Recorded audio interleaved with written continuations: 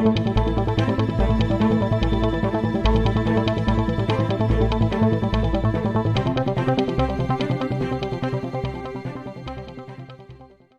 उत्तर प्रदेश के अमरोहा से है। आज समाजवादी पार्टी के राष्ट्रीय सचिव पूर्व कैबिनेट मंत्री कमाल अख्तर अमरोहा अपने समर्थकों के साथ अमरोहा कलेक्ट्रेट पहुंचे और मंदिर, मस्जिद, गुरुद्वारा और चर्च खोलने की मांग की। पूर्व मंत्री कमाल अख्तर के साथ चारों धर्मों से संबंध रखने वाले धर्मगुरु भी साथ थे।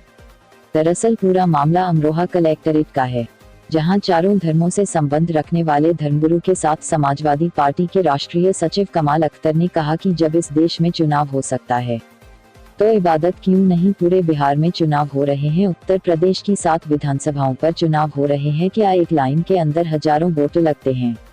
100-200 लोग मस्जिद में नमाज क्यों नहीं पढ़ सकते? क्या नवरात्रि के अंदर हमारे भाई मंदिर में जाकर पूजा नहीं कर सकते? कि आप प्रार्थना नहीं हो सकते? यही हम लोगों का कहना है कि धर्म के नाम पर सरकार बनाने वाले लोग आज धार्मिक क्रियाओं को ही रोक रहे हैं। सपा के पूर्व मंत्री ने बीजेपी पर निशाना साधते हुए कहा कि बीजेपी के नेता अपने बदजुबानी के लिए, अपने विवादित बयानों के लिए मशहूर है। जब कोई चुनाव आता है तो बीजेपी के नेता उल्टे सीधे बयान देते हैं। मुस्लिम महिलाओं के बुर्का को लेकर कहा कि बीजेपी के कार्यकर्ता इन्हें उल्टे सीधे बयान देते हैं। हर धर्म में महिलाएं पर्दा करती है, बहुत सी महिलाएं ऐसी होती हैं जो बुजुर्गों से अपना चेहरा ढकती है। आज भी गाँव में यह परंपरा जारी है, यह एक संस्कृति है। सभी धर्मों में पर्दा है। देखिए, हमारा हिंदुस्तान धार्मिक प्रधान देश है और सभी धर्मों के लोग यहाँ पर प्यार मोहब्बत के साथ रहते हैं। हिंदू, मुस्लिम, सिख, ईसाई, बौद्ध, पारसी, जैन। आप सब लोग जानते हैं कि जब से लॉकडाउन शुरू हुआ, लॉकडाउन के शुरू होने के बाद से जितनी भी धार्मिक स्थल थे, वो मंदिर हो, मस्जिद हो, गुरुद्वारा हो, उन सबको बंद कर दिया गया। और जितनी भी धार्मिक क्रियाकलाप थे, नमाज थी, पूजा थी, अरदास थी, आपके प्रार्थना थी गिरजाघरों में, उन्हें भी बंद कर दिया गया। आहिस्ता आहिस्ता कोरोना संक्रमण का जो वो था वो कम हुआ और अनलॉक का समय आया। अनलॉक के अंदर थोड़ी अनुमति दी, 5-5 लोगों को नमाज पढ़ने की अनुमति दी, 5 लोगों को गुरुद्वारे में जाने की अनुमति दी। अब आहिस्ता आहिस्ता गवर्नमेंट ने सारे बाज़ार खोल दिए हैं, गवर्नमेंट ने सारे जितने भी ऑफिस हैं वो खोल दिए हैं, गवर्नमेंट ने शराब की दुकानें खोल दी हैं, गवर्नमेंट ने जितने भी बड़े बड़े बाज़ार थे उनको भी खोल दिया है। अब अभी नया एक गाइडलाइन आई है कि वो जो सिनेमा हॉल थे उनको भी गाइडलाइन के अकॉर्डिंग खोलने हैं, स्कूल को भी अकॉर्डिंग खोलने हैं।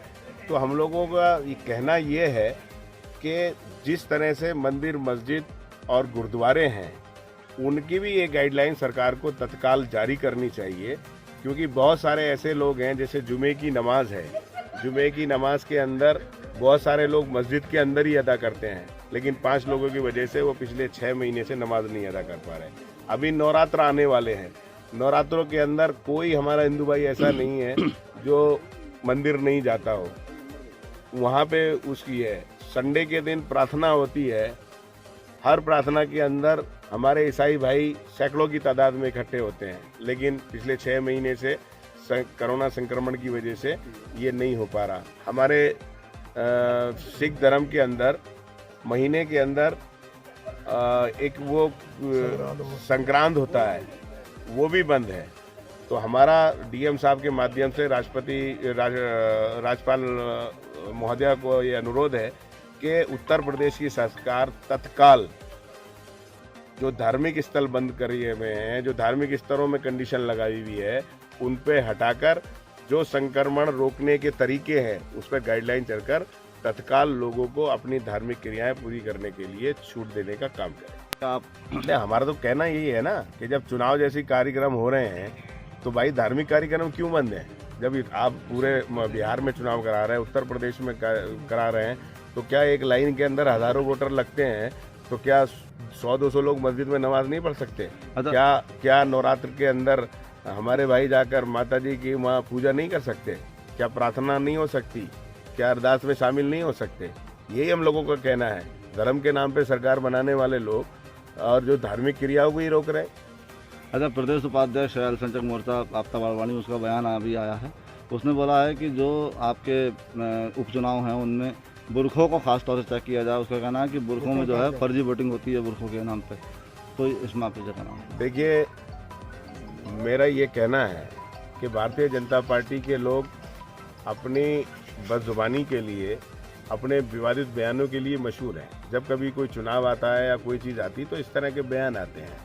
बुर्का कोई ऐसी चीज़ नहीं है। हिंदुस्तान के लोकतंत्र स्थापित होने के बाद से आज तक जितने चुनाव हुए हैं उसमें चुनाव आयोग ने कोई कभी ऐसी कंडीशन नहीं लगाई, लेकिन उन्हें अपने विवादित बयान से अपने आप को चर्चित करना है तो इस तरह के बयान करते हैं। आईडी होती है वोट के अंदर, एक एजेंट होता है जो खड़े होकर पहचानता है। तो अब इतना तो सभी लोग जानते हैं कि अगर वो वोट गलत होगा तो भारतीय जनता पार्टी का भी एजेंट होगा, कांग्रेस का भी होगा, बसपा का भी होगा, वो उसे चैलेंज करे। वोट गलत होगा तो जो नियम अनुसार कार्रवाई है, पुलिस और सेक्टर मजिस्ट्रेट कार्रवाई करेंगे। इसमें क्या है, कल हम किसी हिंदू बहन जो पर्दे के अंदर आती, क्या हमारे हिंदू भाइयों के अंदर पर्दा नहीं है? बहुत सारी ऐसी महिलाएं होती हैं जो अपने बुजुर्गों के सामने अपना चेहरा नहीं खोलती हैं। आज भी गाँव में परंपरा है। क्या सिखों के अंदर पर्दा नहीं है? ये एक संस्कृति है और संस्कृति कोई किसी को धर्म से नहीं जोड़ के देखने जाना चाहिए। पर्दा हमारी संस्कृति है, भारतीय सभ्यता का एक अंग है। तो इस तरह के विवादित बयान लोग चर्चा में आने के लिए देते हैं।